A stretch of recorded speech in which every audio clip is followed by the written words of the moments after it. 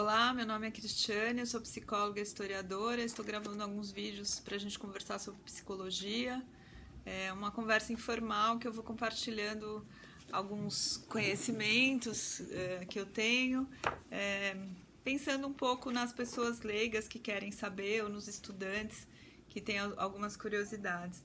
Nos últimos vídeos eu falei um pouco dos modelos de psicologia que são mais ligados ao campo médico e os que são mais ligados ao campo filosófico. A gente tem dois parâmetros de classificação das doenças, assim chamadas doenças mentais. São chamadas doenças mentais. Então, como eu falei anteriormente, a psicanálise é um corpo de conhecimento à parte. A pessoa pode ser psicanalista sem ser psiquiatra e sem ser psicólogo. Mas eu vou falar aqui da psicologia, né? Então, a gente tem dois manuais, que é o CID-10, que é o manual que é usado no mundo todo. Eu não estou com o CID-10 aqui porque eu estou cumprindo a recomendação da Organização Mundial de Saúde, estou ficando em casa. Mas eu tenho um CID aqui de estudos de casos clínicos, né? Então, esse CID-10 tem a classificação de todas as enfermidades, não só de doenças mentais. E o nosso de doenças mentais é um azul, um pouco maior que esse. Esse aqui é de estudo de caso clínico, que eu tinha em casa, por acaso. O outro está no consultório, num outro momento eu mostro para vocês. Eu não uso o DSM-4, que é uma classificação americana.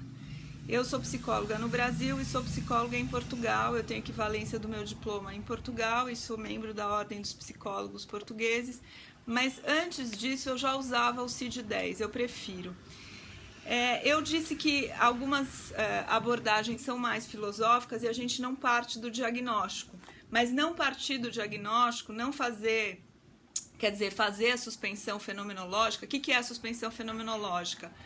Quando eu encontro o paciente, eu tenho que suspender tudo que eu estudei a respeito de psicologia e do ser humano para entrar no universo daquele paciente. Eu vou me voltar para a vida dele, para ajudá-lo a se entender.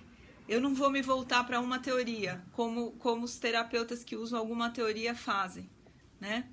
Então, mas mesmo assim, eu preciso dialogar com os médicos. Por exemplo, um psiquiatra me encaminha um paciente, ele vai usar os termos médicos. Ele vai dizer, olha, Cristiane, eu quero que você atenda porque tem um problema com essa paciente X ou Y e a família dela Y ou Z. No geral, os psiquiatras me encaminham muito casal, me encaminham pessoas que precisam ser atendidas em domicílio, porque sabem que eu faço isso, me encaminham muito famílias, quando está tendo alguma questão, encaminham também bastante individual, mas eu preciso poder conversar com eles. Então, eu preciso ter conhecimento dessa classificação das doenças mentais, e no meu caso eu uso o CID-10, que eu prefiro, que é uma coisa adotada no mundo todo e para todas as doenças, não só as doenças mentais. E também, por exemplo, alguns pacientes querem recibo, que eles descontam no imposto de renda, e alguns pacientes querem reembolso do plano de saúde, né, do seguro de saúde. E aí como que funciona? O psicólogo precisa fazer um laudo, então eu preciso dar a hipótese diagnóstica daquele paciente e eu preciso usar uma classificação que seja reconhecida, então o CID-10. Na verdade, agora todas as doenças mentais, assim chamadas, elas são chamadas de transtornos. Então, por exemplo, transtorno bipolar é o antigo psicótico maníaco depressivo.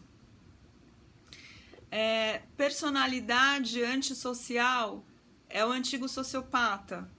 Eu estou falando muito a grosso modo, tá? Só para vocês entenderem que mudou a classificação. E, no geral, para ser caracterizado um transtorno, precisa ter, no geral, 6 itens e precisa, de alguma forma, tá comprometendo a vida da pessoa. Vou dar um exemplo hipotético só para a gente pensar um pouco. Por exemplo, a pessoa lava a mão dela 30 vezes por dia, sendo que ela deveria lavar 20, vamos dizer. Mas aquilo não atrapalha a vida dela. Ela não chega atrasada no trabalho, ela não deixa de ir num cinema porque se ela encostar a mão no lugar vai contaminar. Ela toca a vida dela, mas ela lava a mão 30 vezes. Uma outra pessoa começa a chegar atrasada no trabalho, nos compromissos sociais. Por quê? Ela já lavou a mão, tá na porta, mas ela volta para lavar a mão de novo. Então já começou um grau de comprometimento aí. Uma outra pessoa não consegue sair de casa. Por exemplo, eu como AT, na época que eu estava no HC, eu atendi numa equipe multidisciplinar, porque assim, um parênteses, eu falei nos vídeos anteriores que o conhecimento humano foi dividido em disciplinas. E só que na vida concreta a gente não é dividido em disciplina, a gente é um só. Então daí a importância das equipes multidisciplinares, que tenha médico, que tenha psicólogo, que tenha fisioterapeuta, para poder abarcar aquela existência. Então eu vou dar um exemplo de uma pessoa que atendi, uma menina jovem, bonita, tinha parado de estudar. Por quê? Ela era anoréxica, ela tinha um diagnóstico de anorexia, mas ela tinha um transtorno obsessivo compulsivo tão forte, ela tinha tantos rituais para o banho dela, que ela não conseguia sair de casa. Entende? Então isso já é um máximo grau de comprometimento. O caso mais grave que eu atendi de colecionismo, que é uma modalidade de toque, o que é colecionismo? A pessoa vai acumulando coisas num nível que ela vira refém daquela acumulação, né? Então teve um caso muito grave que eu atendi, o psiquiatra encaminhou esse caso porque era uma senhora que tinha ficado hospitalizada. Primeiro foi o filho dela me procurar, porque ela não saía de casa, e depois eu fui atendê-la na casa dela.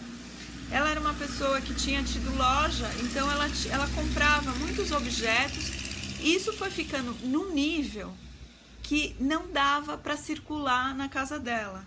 Ela morava num bairro nobre, num imóvel muito grande, mas você não podia andar na casa, não tinha espaço para andar. E ela passava os dias dela cuidando daquelas coisas que ela acumulava, lavando embalagens e acumulando, e isso impedia o quê? Ela de receber as pessoas. Ela era uma pessoa totalmente isolada.